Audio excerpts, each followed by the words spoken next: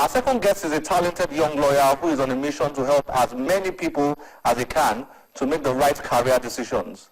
In line with this, he has written an interesting book titled You Can If You Can. It's a compilation on career possibilities in Nigeria. Wale Oshunde is basically saying that you can succeed in any career you set your heart out to do as long as you are cut out for it. He joined us to discuss matters addressed in his book. Enjoy the interview.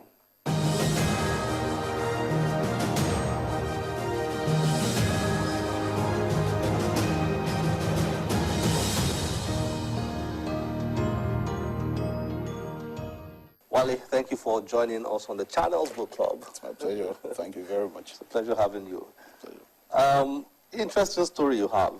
Young lawyer and now author. Congratulations. Thank you very much once again. Now, let me read what you wrote in the first chapter. Okay. And use that, that's my first question. Let me share a short story of my own life with you. While I was growing up, I was always called doctor by my parents and friends, not because I actually wanted to become a doctor, but probably because my father loved doctors and medical professionals. Okay, so you told the story of how your father wanted you to become a doctor. Absolutely. But you eventually became a lawyer. That's right. And that formed part of the basis for your writing this book, to say to people, it's not just what people expect of you, but it's actually what you are cut out to do. That's right.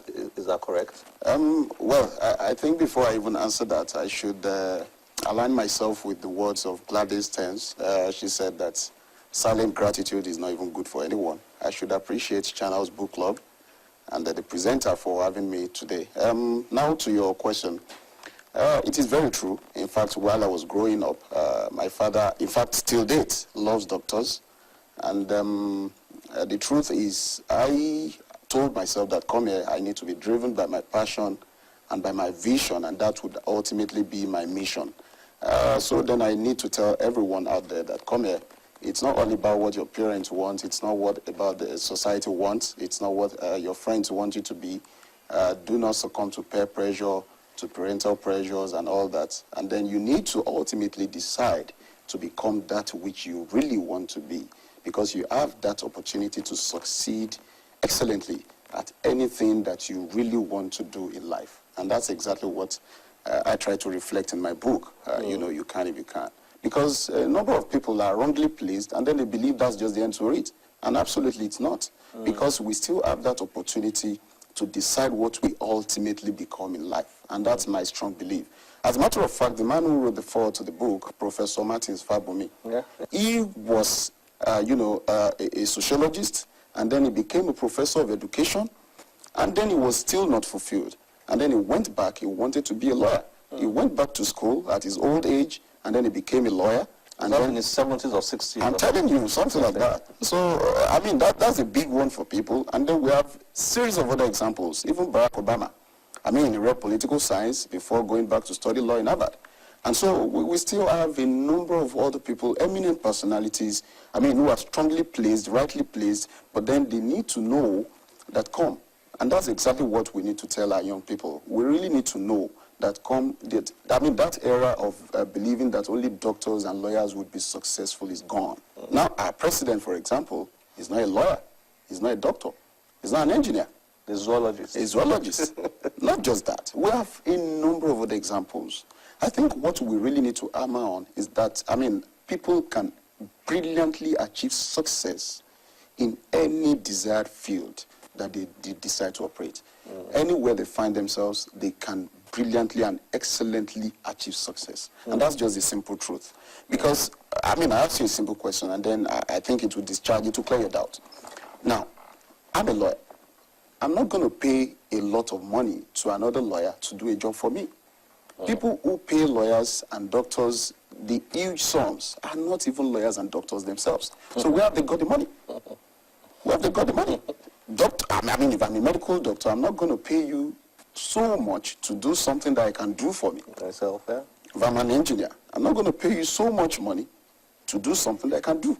And so I've got to only pay somebody when I'm not a professional or when I do not really know how to do something in that line. So I can't be a lawyer and pay another lawyer so much money.